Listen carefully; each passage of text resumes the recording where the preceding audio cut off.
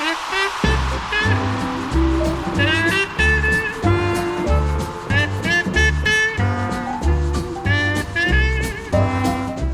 Dustin Tibbetts, financial advisor with Jazz Wealth Managers. If you've never heard of us before, we have almost 350 videos on our channel at Jazz Wealth there on YouTube. If you're not already watching us there, what we do is we work with the beginner. We're the financial advisor that will talk to you. We're the financial advisor that will manage your retirement accounts, let you keep those in your name. We'll just manage them, but we'll also make sure you never make another financial mistake again. Well, one of those mistakes that I want to talk about today is how much exactly should you be saving for retirement?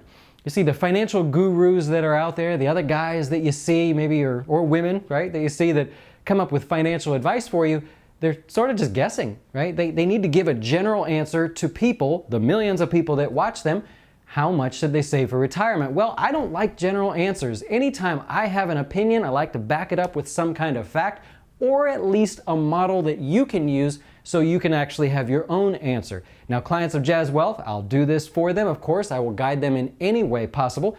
But the question we're asking today is, how much exactly do you need to save for retirement? So that's what we're going to answer. I've got the trusty old whiteboard here, so let's get to work.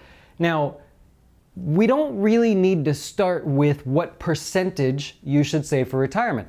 There is everything from 6%, I've heard 8%, 15% is one of the higher numbers that I've heard from one of the more popular gurus that's out there. And I've heard 10%, of course, because that's just an easy number. But nobody ever says it's 10% because this is why you want to do it. So let's walk through this as an example today.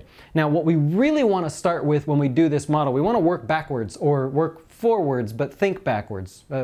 We want to go to retirement and say, how much money do we need in retirement relative to what we make now? Simple answer here. The simple thing that most people say is, when you retire, you should expect to have about 75% of your yearly income, meaning you should save up enough money so that when you retire, you'll still have 75% of your current income at that time. The reason they say 75%, or most people say that, is because you've got things like Social Security, right, that might make up the difference. You're also going to probably do something in retirement to make money. I don't know many retired people, and we have a lot of retired clients. I don't know many of them that just stop and never work again, never make another dollar, right? So that extra 25% is kind of made up. We call it fun money that you can use there. So what we want to start with is say, all right, in retirement, we want 75% of our income to come from our retirement sort of savings, what we've put effort into saving. This doesn't include Social Security. So what I want to do today is I want to give an example of how you can actually go through and figure this out one for one. Can you see that on the screen? Yeah, you can see that there. All right, so what we're going to do is we're going to say you're married. As most people are married. Okay, you get that. It's married. And we're going to say that each of you makes $50,000 a year currently. So we've got income of 50K, income of 50K. Okay? So that's the first thing, married couple. We're also going to assume that you guys are of an age where you've put something into retirement. We're going to use a Roth IRA, for example, today, but I'm going to say that you've already started and you have the first year covered. Whether you've had the Roth for a few years and you've equaled it out, we're going to say that you have $5,500 already in the account, okay? So you've done some work, you've put it in there, and that's where you're at. We're going to say that the married person in this example is 30 years old. So we'll say you are 30 and your spouse is 30. Okay? Now, this is where we can make some adjustments. Of course, if you're 32, 33, whatever, you're a client of Jazz Wealth, we would plug this in there and say, okay, a little different here. Now, if each of you makes $50,000 a year, total income into the house is $100,000, right? Easy math. Don't you love that? So between the two of you, you make $100,000 a year. You're currently 30, and you are going to retire at 67. And you know what? I'm just going to get rid of that. So we're going to say, let's make it a little cleaner. This is your age, and I am so sorry for this handwriting, but that's what you get. Age, and 67 is your retirement. Now, 67 is the average age according to Social Security, and there's a reason why people pick 67, so we'll get there one day, but 67, and we're going to assume that you need this money until you're 87, so 20 years you need, okay? So you with me so far? It's not really, right, any math at this point. We're just saying you're married, you guys make $100,000, you'd like to have 75% of that. You've already started with some investing. You've managed to save up $5,500 each. Of course, you can change that on your end. You both are 30 years of age. 67 is when you want to retire. And you want that money for 20 years. Probably a smart thing to have it for at least 20 years. Now, that's where we're at. I'm going to back this out here for just a second. And we're going to go like this. Now the calculation part, okay? And actually, we don't even need to use this line anymore. When we're investing, we got to make some assumptions, okay? One of the assumptions is inflation.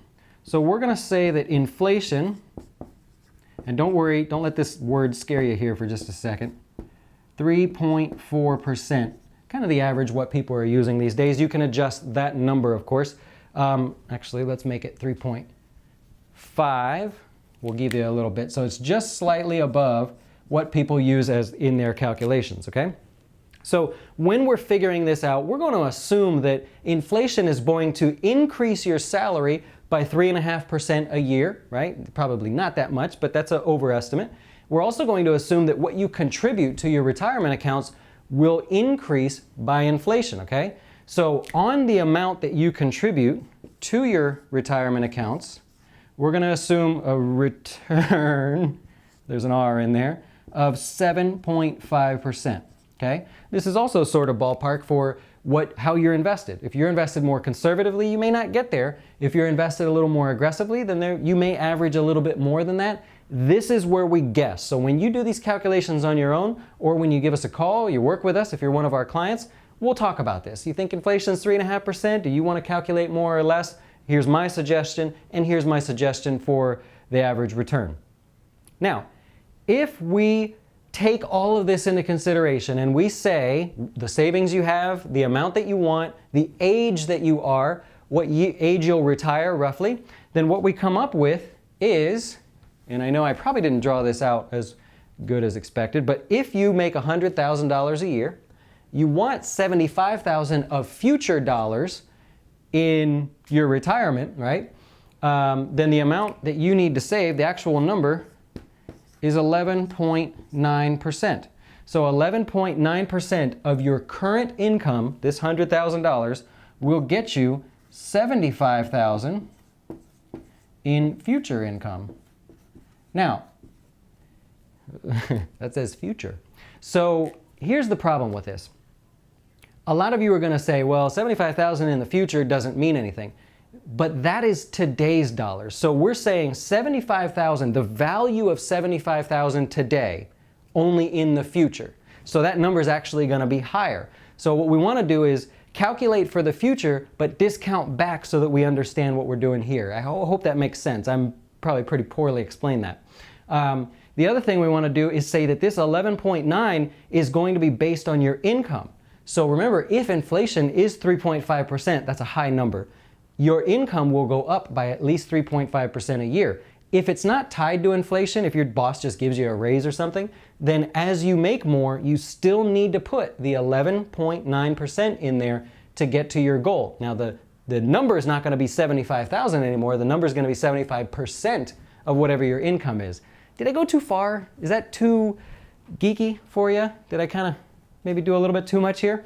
So what happens is, come on, in this example, if you save 11.9% a year, then between you and your spouse, you're going to want to do $11,900 between the two of you, right? So if we divide this by 2, we're at 59.50. There's a little problem there, right? If we're talking about a Roth IRA, you can only do $5,500. Your spouse can only do $5,500. There's a little bit left over there, so what do? This is why it's important to focus on that workplace retirement plan. Now, there's other things you can do as well, but this is where maybe the excess goes into your workplace retirement to get the match, right? You put some money in there to get the match, then you do the $5,500 for each one of your accounts. The order is, if you're ever wondering, we did a video on this, you start with your 401k, you put only the amount to get your match, the amount that your employer will match for whatever you contribute, and then that's it. The rest of it goes into a Roth IRA. We actually did a video, I'll post it above, on how to organize your retirement accounts. This video is a little bit long, I understand. I hope it's not too geeky. I just wanted to kind of break down, this is how you do it. You don't have to guess. It's not 15% in this example, it's 11.9%. If you want to round up and make it 12%, that's great. But now you know, I only need to put 12% in there to make 75% of my income in the future. All right, it's not 15%, so you may not even need to invest that much. You could save it, pay off debts, do something else. That's the kind of thing we do here at Jazz Wealth because I want to make sure you use your finances in the best possible way. We don't make money by helping you with your finances.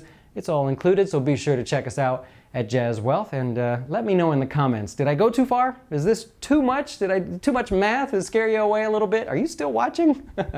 We'll talk soon. Well, I hope you liked that video, and if so, then there may be another one up there that you're interested in. If you're thinking of opening or transferring a retirement account from somewhere else, click our logo over here and that'll take you to our website to get started, or you can then click Chat with Jazz, and I'll be happy to answer any questions you have. Thanks for watching, and I hope to talk to you soon.